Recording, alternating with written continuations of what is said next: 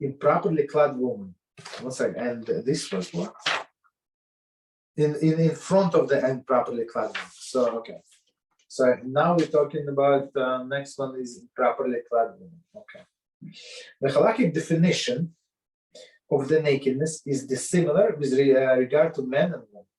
With regard to a man, nakedness refers only to private parts themselves, period, as we said, only private parts, right?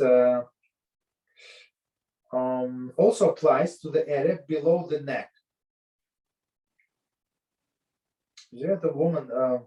No, sorry. I skipped one sentence. With regard to the man, nakedness refers to only private parts themselves. So with men is very simple. Right? With regard to women, however, the halakhic definition of nakedness is also applies to area below the neck.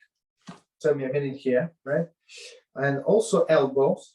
So the sleeve should be below the elbow, right? And above. So meaning from elbow and up, right? That's nakedness. Elbows and above, knees and above. So everything above the knee when she's sitting, basically, right? So I mean, if it covers the knee when she's standing, maybe it is kosher. But now she's going to sit. So what are you going to do now? And to the voice of a woman singing.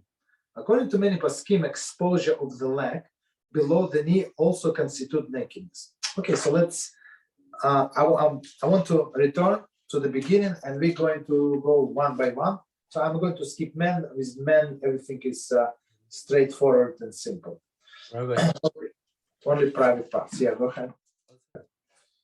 Okay, continue. Number 3. So it's like new material. We start with number 3. Improperly clad woman. So here's a private parts. Here's an improperly clad. The halakhic definition of nakedness is dissimilar with regard to the men and women. Okay, as we said many times before. With regard to men, nakedness refers only to the private parts themselves. Okay, that's clear. So basically, if he's in the swim, there is no problem. This one. So okay. So with men, it's only when he's naked. Okay, that's it. All right. So continue.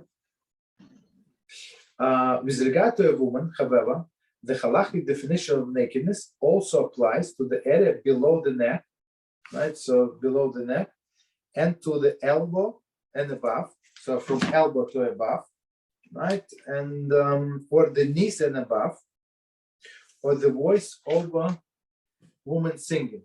So that's all halakhically considered nakedness. According to many poskim, exposure of the leg below the knees also constitute nakedness. So let me read this commentary, and we're going to explain what it says here. There is, however, prohibition of improperly gazing at the woman, which applies to any part of the woman, including her face, her hands, etc. The halachas of improperly gazing at the woman discussed Shulchan Aruch,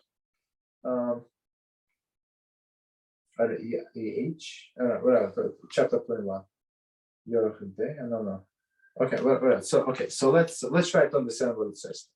So first, let me start with commentary. So we're not allowed to stare at the wind. So that's what is it? That's the reason why. So we cannot have rabbits and speaking or teach us Torah, for example. Even if she dressed 100% properly, what is the problem, right? And she's talking about Torah, that we're going to gaze at her. And even if she's 173 years old, men have improper thoughts. So that's the thing.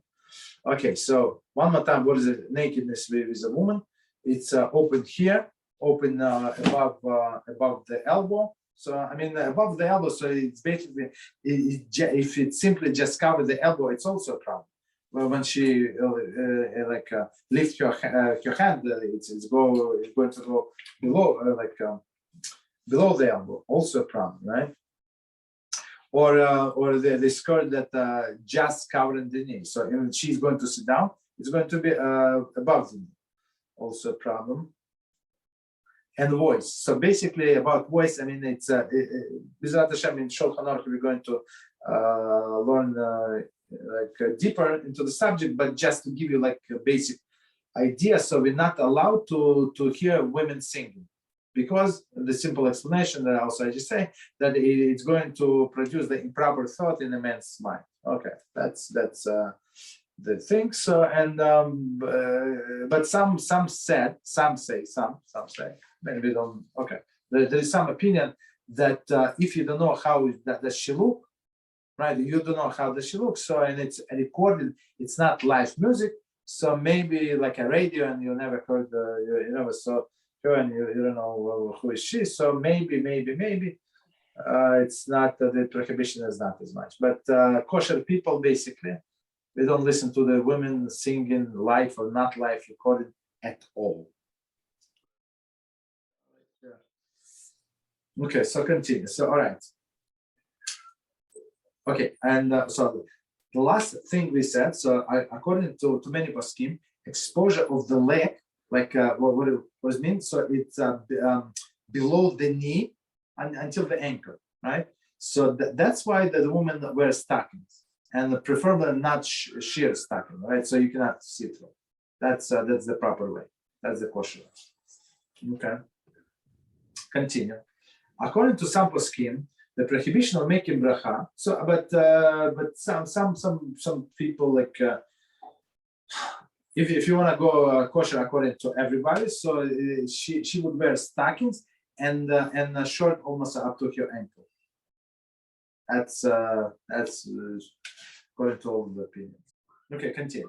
According to some poskim, the prohibition of making bracha while facing exposed elbow and above, knees and above, etc., applies to the girl 3 years of age and older.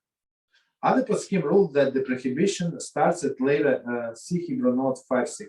So basically, there are few opinions. So some of them say even like maybe 9 years old, or as soon as she starts looking like a woman, so the prohibition would apply.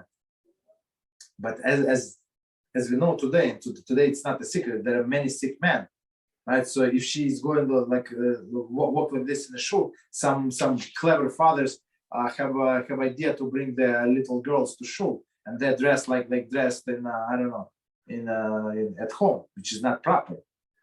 Understand? That's and other people have to pray, and I told it to this mother Orthodox rabbi. I said that she's like, I don't know, and the father getting aliyah, right, to the Torah, and then she's coming. So that he has a beautiful kids, cute kids, and the 3 boys are coming, and this girl. So what's the problem with the girl, right? So she's coming to aliyah, and she goes from the Torah, like she portrays like goes the whole circle. So it's not proper. And of course he said no, but we go by 9 years old. But I said, look. She's looked like a woman. I'm not sure how she was. She's like dressed like a woman. She looks like a woman. It's not proper. I'm not sure what he said. Yeah, I should say, but okay. Skin looks. I mean, the guy disappeared. I don't know what happened. This rabbi became not modern Orthodox one time in his life. I don't know whatever he did, but the guy with the girl disappeared basically. But there are other girls are coming now. So that's the advantage staying in front, facing the wall. So these girls are walking behind me, not in front of me. So to all of these opposites. Okay. Good. So for or so we discussing now that what is a nakedness for a woman. So we said that she has to have like here cover in front, sleeves below the elbow, and skirt below the knees, and voice of the woman. So basically, when a woman sings, so it's also considered her nakedness. So you're not allowed to say bracha. In situation where you have no choice, for example, you're somewhere in airport. I mean, not you don't have. I don't know. You're somewhere in a hotel, in the lobby of a hotel, and they have this elevator, right? Not the elevator, no, but lobby of hotel they can play music. You have no choice. That's a different story. So in this case, and you have a party there, and you cannot ask them to turn off the music or what you did. They say no, it's for the whole hotel. You cannot, for whatever reason. So you cannot do that. So you're allowed to allow count of this lenient opinion, since you don't know how she looks like and stuff like that. It's recorded. So basically, if you have no choice, okay. But if you want it very, very much, so I have this group that in a place where I work, right? We have this class 12:30 every day, 12:30 like lunchtime, right? And in that building, so we come from different places, right? All of us come from different places. We stay in a circle and learn in the lobby of this building. For I don't know how long we learned there, maybe for 2 or 3 years. I don't remember, maybe more. I don't remember like how long we learned, but only a few times they played like the woman was singing. I was praying every day so they would not put this woman singing, and it was some instrumental music. Mostly it was instrumental music, unbelievable. Or they would put like a woman singing recording when we were leaving. It's unbelievable. Hashem, when you want to be holy, Hashem is going to provide for you the opportunity to be holy. Okay, so that's all with the women. So we say prohibited if she's above 3 years old. So meaning if you have a little girl, a little sister that you want to bring to the shul, she also has to be dressed properly. The prohibition of making bracha while facing an improperly clad woman, there is exposed elbow and above, knees and above, etc., applies to the Jewish and non-Jewish women. Okay. Married and single, young and old, sightly or unsightly. So okay, so it's a little like maybe like some proof to whatever we said before, right? Logically, to answer Israel's question, right? That that it's applied to Jewish and non-Jewish. So the hair of married woman is only to a Jewish woman, right? Continue. It applies to the members of one family. There is his mother, his sister, etc. To the daughters who over the age of 11, and one's own wife. Okay, I'm not sure why it's 11. Okay, there is explanation, but okay. So basically, even little kids, they have to be covered. So it doesn't matter. It's your mother. Okay, still they have to be covered. Otherwise, you're not allowed to say bracha. The prohibition of making bracha while facing improperly clad woman also applied to the exposed hair of a married Jewish woman. Okay, here it's clarification, right? Only married non-Jewish, married Jewish woman.